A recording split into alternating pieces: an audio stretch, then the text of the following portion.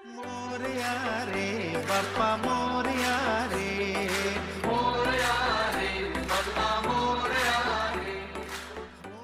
Hi friends, तुमचं सर्वांचं माझ्या होममेड रेसिपी मराठी या यूट्यूब चॅनलवर खूप खूप स्वागत आहे। आज मी तुम्हाला गणपती बाप्पाला आवडणारे मोदकची रेसिपी दाखवणार आहे। लवकरच आपल्या घरी गणपती बाप्पाचं आगमन होणार आहे, म्हणूनच मी तुमच्यासाठी अगदी 10 मिनिटात होणारे साध्या आणि सोप्या पद्धतीने मोदक कसे करायचे ते मी आज तुम्हाला दाखवणार आहे। चला तर मग रेसिपीला सुरुवात करूया। गॅसवरती मी पॅन ठेवलेला आहे। आता पॅन हलकासाच गरम करायचा, आपल्याला खूप जास्त गरम करायचा नाहीये आणि गॅस आपल्याला स्लोच ठेवायचा आहे। आता यामध्ये मी 2 चमचे तूप घालून घेणार आहे। इथे मी 2 चमचे तूप घेतलेले ते आपल्याला घालायचे। तूप आपलं वितळलं की आपण त्यामध्ये अर्धा कप दूध घालून घ्यायचे। तर इथे मी अर्धा कप दूध घेतलेलं आहे, ते आपण या तुपामध्ये घालून घ्यायचे। तूप आणि दूध आपल्याला व्यवस्थित मिक्स करायचं आहे।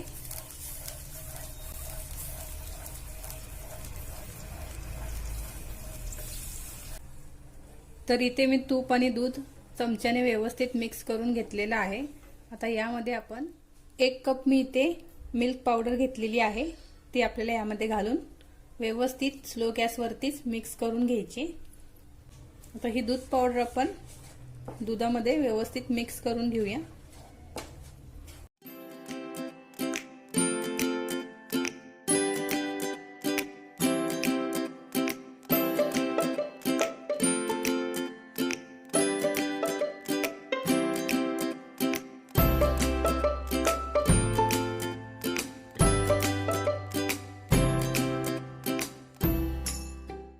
तर ही दूध पावडर जी आहे ती मी व्यवस्थित दुधामध्ये आणि तुपामध्ये व्यवस्थित मिक्स करून घेतलेली आहे। आता स्लो गॅसवरतीच आपल्याला एकसारखं चमच्याने हलवत घट्टसर गोळा होईपर्यंत असंच प्रोसेस चालू ठेवायची। एकसारखं चमच्याने हलवत राहायचे, नाहीतर काय होईल, खाली पॅनला बॅटर चिटकेल। आता यामध्ये मी साधारण इथे 2 चमचे खवा घेतलेला आहे, तो घालायचा आहे। मी ते पाव चमचा वेलची पूड घेतलेली आहे, ती घालायची। हा खवा देखील आपल्याला व्यवस्थित मिक्स करून घ्यायचा आहे।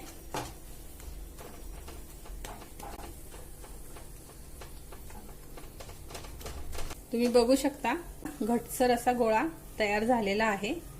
मला याला 5 ते 6 मिनिटं लागलेली आहेत। आता हे बॅटर जे आहे ते आपण एका प्लेटमध्ये काढून घेऊया।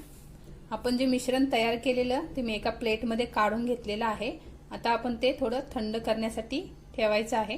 आता हे मिश्रण जे आहे ना ते पूर्णपणे गार झालेलं आहे आणि बघा घट्टसर सुद्धा झालेलं आहे, याचा गोळा असा तयार होतोय। आता यामध्ये मी 3 चमचे पिठी साखर घालणार आहे।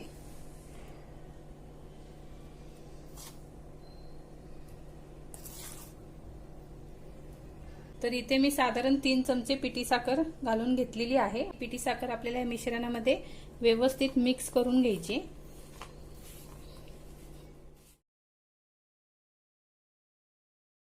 पिठी साखर मी या मिश्रणामध्ये व्यवस्थित मिक्स करून घेतलेली आहे।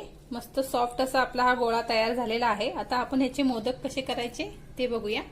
मोदकाचं मिश्रण जे तयार केलेलं आहे आपण, त्यापासून आता आपण मोदक कसे करायचे ते बघायचे आहेत। मी इथे मोदक करण्यासाठी मोदकाचा साचा घेतलेला आहे।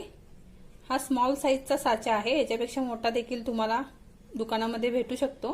तुम्हाला ज्या साईज मध्ये मोदक बनवायचे तो तुम्ही वापरू शकता, पण मी इथे छोटे छोटे मोदक बनवणार आहे, त्यासाठी मी इथे छोट्या साईजचा साचा घेतलेला आहे। आता आपण मोदक करूया। मी यामध्ये ही जी पिठी साखर आहे ती घालून घेते। पिठी साखर आपल्याला ना या साच्यामध्ये व्यवस्थित पसरवून घ्यायची आणि एक्स्ट्राची जी पिठी साखर आहे ती आपल्याला काढून टाकायची। हे बघा अशा पद्धतीने। आता या मिश्रणामधून मी थोडासा मिश्रण घेते आणि दोन्ही हाताने आपल्याला ह्याला मळून घ्यायचं आहे, व्यवस्थित एकजीव करायचा आहे, म्हणजे मोदकाला अशा लाईन वगैरे येत नाही, एकसारखा मोदक असा येतो। आता मी व्यवस्थित दोन्ही हाताने मळून घेतलेलं आहे। आता या साच्यामध्ये मी हे मिश्रण जे आहे मोदकाचं ते व्यवस्थित भरून घेते अशा पद्धतीने।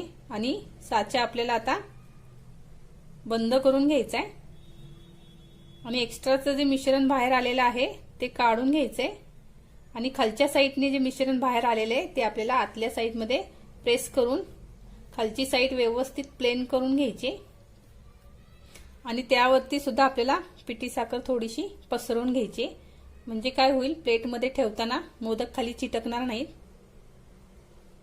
आता आपण हा मोदक जो आहे तो उघडून बघूया. हे बघा, खूप छान असा आपला हा मोदक आणि त्याची डिझाइन खूप छान अशी आलेली आहे. एकदम प्लेन असा मोदक आलेला आहे, अजिबात त्याला लाइनिंग वगैरे पडलेली नाहीये. खूप मस्त असा मोदक आपला इथे तयार झालेला आहे. अगदी मिठाईच्या दुकानात जे मोदक मिळतात ना तशा पद्धतीने आपण हे मोदक तयार केलेले आहेत. आता अशाच पद्धतीने आपण सर्व मोदक तयार करून घेऊया.